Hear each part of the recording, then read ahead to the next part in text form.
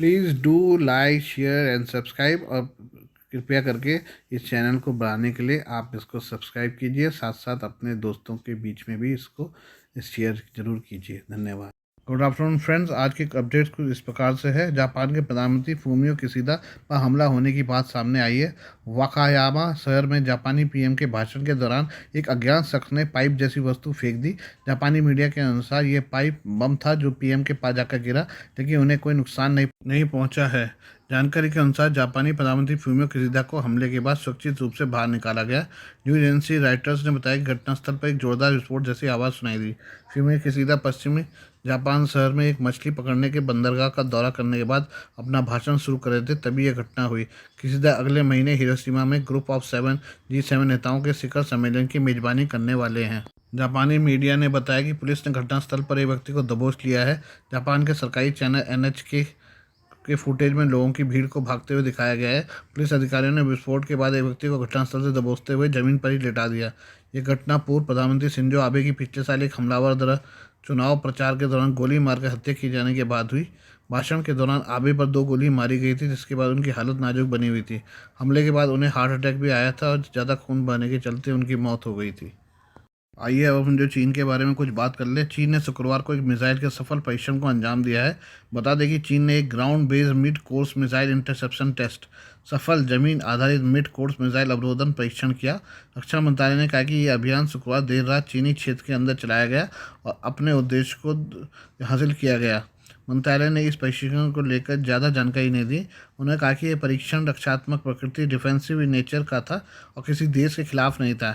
ऐसी प्रणालियां जिसमें ज़मीन पर आधारित इंटरसेप्टर मिसाइलें, राडार और अग्नि नियंत्रण प्रणालियों की एक विशाल श्रृंखला शामिल है, का उद्देश्य परमाणु या अन्य हथियार ले जाने वाले ICBM सहित बैलिस्टिक मिसाइलों को नीचे लाना है, जबकि वे अपने लक्ष्य के रास्ते में अंतरिक्ष के बीच में उड़ रहे हैं। अमेरिका द्वारा ground based mid course defence या GMD के रूप में संदर्भित ऐसी प्रणालियाँ निर्माण, परीक्षण और रखरखाव के लिए बेहद जटिल और महंगी हैं। इससे पहले रक्षा मंत्रालय ने एक बयान जारी कर घोषणा की थी कि उसने 4 फरवरी 2021 को ऐसा ही एक परीक्षण किया था, जिसके बारे में उसने कहा था कि वो अपने लक्ष्यों को पूरा कर चुका है। वहीं एक और चीनी परीक्षण कथित तौर पर 2018 में हुआ था। इस तरह के काइनेटिक किल इंटरसेप्टर का उपयोग उपग्रह रोधी हथियारों के रूप में भी किया जा सकता है, और चीन ने 2007 की शुरुआत में एक निष्क्रिय चीनी मौसम अवलोकन उपग्रह को नष्ट करने के लिए ऐसी मिसाइल का इस्तेमाल करने पर काफ़ी आलोचना की थी। चीन का सैन्य संचालित अंतरिक्ष कार्यक्रम और मिसाइल विकास प्रयास जुड़े हुए हैं, और ऐसा माना जाता है कि उसने मिसाइल परीक्षण करने के लिए उपग्रह प्रक्षेपण केंद्रों का उपयोग किया है। यमन में लंबे समय से चल रहे युद्ध से जुड़े करीब 900 कैदियों की शुक्रवार से अदला बदली शुरू हुई है। International committee for the red cross ने इसकी जानकारी दी है। संघर्ष को खत्म करने के लिए लंबे समय से बातचीत और ठोस राजनयिक प्रयासों के बीच संयुक्त राष्ट्र ने यह सौदा कराया है। अक्टूबर 2020 के बाद से यमन में यह कैदियों की सबसे महत्वपूर्ण अदला बदली है, जब सऊदी नेतृत्व वाले गठबंधन और उनके हूती विद्रोहियों की ओर से 1000 से अधिक कैदियों को रिहा किया गया था। माना जाता है कि संघर्ष शुरू होने के बाद से सभी पक्षों की ओर से हजारों लोगों की युद्धबंदी बनाया गया था। हुतियों के कब्जे वाली राजधानी सना में दर्जनों पूर्व कैदियों के विमान से नीचे उतरने पर एक मार्चिंग बैंड और पारंपरिक यमनी डांसर्स ने उनका स्वागत किया। पूर्व कैदियों को उनके परिवारों के सदस्यों ने चूमकर गले लगा लिया। उनके स्वागत में हुती राजनयिक नेता भी मौजूद रहे। एक घायल व्यक्ति को चिकित्सा कर्मियों ने सहारा दिया। ये उड़ान अदन शहर से आई थी, जिस पर सऊदी अरब के साथ गठबंधन में शामिल देश की सरकार का नियंत्रण है। 3 दिनों की अदला बदली में उड़ाने कैदियों को सऊदी अरब और यमन के भीतर सरकार नियंत्रित शहरों से सना तक लेकर जाएगी। यमन की सरकार के मानवाधिकारों के उप मंत्री माजिद फदाइल ने इस बारे में बताया है। रेड क्रॉस ने कहा है कि कैदियों को ट्रांसपोर्ट करने के लिए अदन और सना के बीच शुक्रवार को एक साथ 2 उड़ानें मौजूद होंगी। यमन का संघर्ष 2014 में शुरू हुआ था, जब हुतियों ने सना और देश के ज़्यादातर हिस्से पर कब्जा कर लिया था। अंतर्राष्ट्रीय स्तर पर मान्यता प्राप्त सरकार दक्षिणी कोने में सिमट गई थी और फिर सऊदी अरब में निर्वासन में चली गई। हुती कब्जे के कुछ महीनों बाद सऊदी नेतृत्व वाले गठबंधन ने यमन संघर्ष में हस्तक्षेप किया। हाल के वर्षों में यमन संघर्ष सऊदी अरब और ईरान के बीच का तनाव का प्रमुख कारण रहा है। आइए बात करते हैं एक ऐसी महिला की जो 500 दिनों तक गुफा में रही हैं। एक महिला 500 दिन गुफा में बिताने के बाद बाहर आई है। एक्सट्रीम एथलीट ब्रिटिश फेलेमिनी 20 नवंबर 2021 को ग्रेनाडा, स्पेन में एक विज्ञान प्रयोग के हिस्से के रूप में गुफा में गई थी। तब से उनका बाहरी दुनिया से कोई भी संपर्क नहीं था। गुफा से बाहर निकलने के बाद उन्होंने कहा कि मैं अभी भी 21 नवंबर 2021 में फंसी हुई हूँ। मुझे दुनिया के बारे में कोई जानकारी नहीं है। ब्रिटिश जब गुफा में गई थी तब क्वीन एलिजाबेथ जिंदा थी। उस समय तक रूस ने यूक्रेन पर हमला नहीं बोला था और लगभग आधी दुनिया कोरोना महामारी झेल रही थी। जब वह गुफा के अंदर गई तब वो 48 साल की थी और 70 मीटर गहरी गुफा के अंदर उन्होंने अपने 2 जन्मदिन मनाए हैं। उनकी सपोर्ट टीम के मुताबिक उन्होंने अपना ज़्यादातर समय व्यायाम करने, चित्र बनाने और ऊनी टोपियाँ बुनने में बिताया। कथित तौर पर उन्होंने इस दौरान 1000 लीटर पानी पिया और 60 किताबें पढ़ी। लेकिन यह एक सवाल हो सकता है कि आखिर वो गुफा में क्यों गई थी। दरअसल वो एक विज्ञान प्रयोग के लिए गुफा के अंदर रह रही थी। यह प्रयोग इंसानी शरीर के टाइम और मानव मन को समझाने के लिए किया गया था। ब्रिटिश की निगरानी मनोवैज्ञानिक शोधकर्ता स्पिरिचुअलिस्ट की ओर से की जा रही थी, जो गुफाओं का अध्ययन करते हैं। हालांकि इनमें से किसी ने भी उनसे संपर्क नहीं किया और ब्रिटिश ने करीब 1.5 साल तक बिना किसी से बात किए हुए बिताए। शुक्रवार को ब्रिटिश गुफा से बाहर मुस्कुराते हुए निकली, अपनी टीम के सदस्यों को गले लगाया। उन्होंने कहा, इस दौरान तक मैं एकदम शांत थी, मैंने किसी से बात नहीं की, मैं सिर्फ खुद से बात करती थी।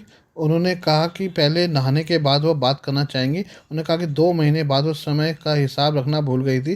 उन्होंने कहा, एक ऐसा समय आ गया था जब मैंने दिनों को गिनना बंद कर दिया और उन्हें लग रहा था कि वो 160-170 दिनों के बीच गुफा में रही हैं।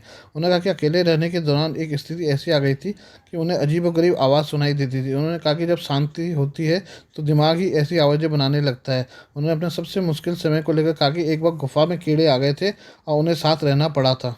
हाल ही अमेरिका के खुफिया दस्तावेज सीक्रेट डॉक्यूमेंट लीक हो गए, जिसके बाद पूरे विश्व में अमेरिका का मजाक उड़ाया जा रहा है। वहीं एफबीआई ने गुरुवार को इस मामले में यूएस एयर नेशनल गार्ड के एक 21 वर्षीय सदस्य जैक डगलस टेक्सीरा को गिरफ्तार किया था। न्यूयॉर्क टाइम्स की रिपोर्ट के मुताबिक यह शख्स, जिसने दुनिया के सामने अमेरिका के कई राज्यों को तार तार कर दिया है, वह मैसाचुसेट्स एयर नेशनल गार्ड था। इस शख्स का नाम जैक टेक्सीरा है। युवक की उम्र महज 21 साल है। बचपन से ही गेम्स और हथियारों का शौकीन जैक ने गेमिंग ग्रुप में इन सीक्रेट डॉक्यूमेंट्स को शेयर किया था। वहीं जैक की गिरफ्तारी से पहले ही एफबीआई को इस बात का पता चल चुका था कि सभी सीक्रेट डॉक्यूमेंट शेयर करने वाला शख्स अमेरिका के मिलिट्री बेस में ही तैनात है। इस जानकारी के बाद से एफबीआई 2 दिन से जैक पर नज़र रख रही थी। इसके बाद उसे शिकंजे में ले लिया गया है। कौन है जैक टेक्सीरा? जैक टेक्सीरा मैसाचुसेट्स में Otis air national guard base में प्रथम श्रेणी के एक एयरमैन था।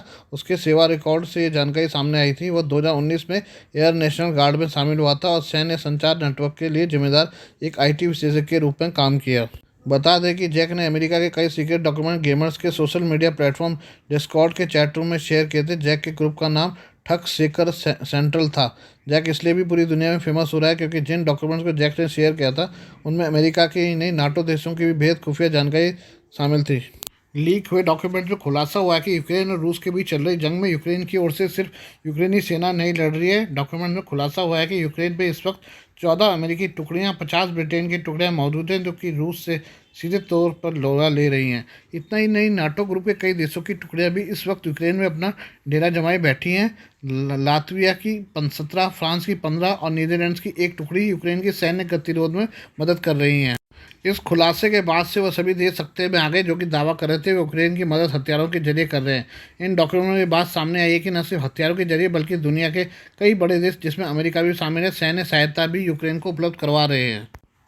स्थानीय मीडिया रिपोर्ट के अनुसार टेक्सीरा स्किन नामक ओजी के तहत ठग सेकर सेंट्रल नामक एक निजी डिस्कॉर्ड सर्वर गेमर्स के साथ लोकप्रिय एक ऑनलाइन प्लेटफॉर्म का एक सक्रिय सदस्य था। लगभग 24 के केवल नियंत्रण समूह ने बंदूक, सैन्य गियर और भगवान में रुचि रखने वाले अपने ज़्यादातर किशोर सदस्यों के लिए एक समुदाय के रूप में काम किया।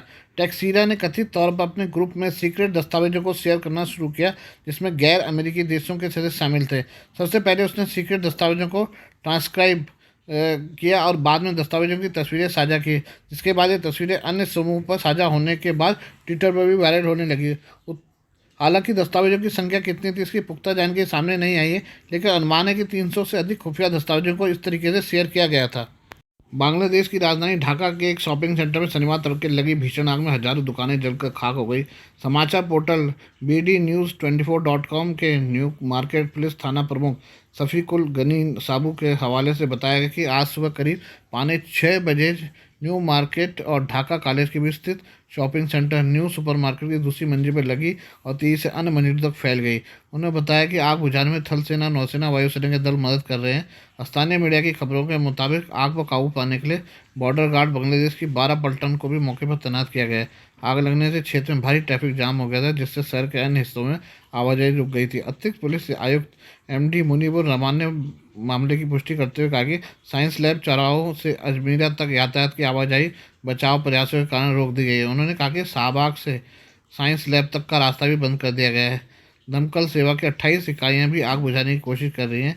अग्निशमन सेवा के सहायक उप निदेशक शाहजहां सिकंदर ने BD News 24.com को बताया कि आग लगने के कारणों का भी पता नहीं चल पाया। किसी के हताहत होने की फिलहाल कोई सूचना नहीं है। बांग्लादेश में गैस सिलेंडर के फटने, खराब वातानुकूलन और बिजली के तारों में गड़बड़ी के कारण इमारतों में आग लगने और विस्फोट होने की घटनाएं अक्सर होती रहती है। मध्य ढाका के एक बाजार में पिछले महीने हुए विस्फोट में कम से कम 23 लोगों की मौत हुई थी। इस विस्फोट की वजह गैस पाइपलाइन में गड़बड़ी बताई गई थी। अमेरिका के विदेश मंत्री एंटनी ब्लिंकन शनिवार को वियतनाम पहुंचे, जहां उन्होंने वियतनामी प्रधानमंत्री फाम मिनचिन से मुलाकात की। अमेरिकी हिंद प्रशांत क्षेत्र में चीन की बढ़ती आक्रामकता को संतुलित करने के लिए वियतनाम के साथ संबंधों को अहम मानता है। ब्लिंकन और चीन ने वियतनाम से अमेरिकी बलों की वापसी के 50 साल पूरे होने के बाद 2 सप्ताह बाद मुलाकात की और दोनों देशों के बीच संबंधों को नई ऊंचाइयों पर ले जाने का संकल्प लिया। इस यात्रा के दौरान ब्लिंकन ने वियतनाम की राजधानी हनोई में अमेरिकी दूतावास के नए परिसर की नींव रखी। अमेरिका के राष्ट्रपति जो बाइडेन प्रशासन को उम्मीद है कि यह परियोजना वियतनाम के साथ संबंधों को और मजबूत करने की उसकी प्रतिबद्धता को जताएगी। दोनों देशों के बीच 1995 में राजनयिक संबंध बहाल हुए थे। वियतनाम के मानवाधिकार संबंधी रिकॉर्ड को लेकर चिंताओं के बावजूद अमेरिका हनोई को क्षेत्र संबंधी अपनी रणनीति के लिए अहम मानता है। वह क्षेत्र में अमेरिका का प्रभाव बढ़ाने के लिए चीन के साथ वियतनाम की दुश्मनी का लाभ उठाना चाहता है। ब्लिंकन ने कहा, हमें उम्मीद है कि हम इस संबंधों में और भी ऊंचे स्तर पर लेकर जाएंगे। वहीं चीन ने कहा है कि ये बहुत व्यापक और प्रभावी संबंध रहे हैं और आगे भी हम इन संबंधों को प्रगाढ़ करना जारी रखेंगे।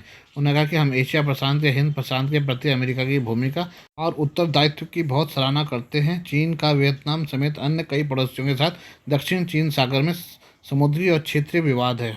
आज के लिए बस इतना ही। बाकी मिलते हैं कल आपसे नई खबरों के साथ। धन्यवाद।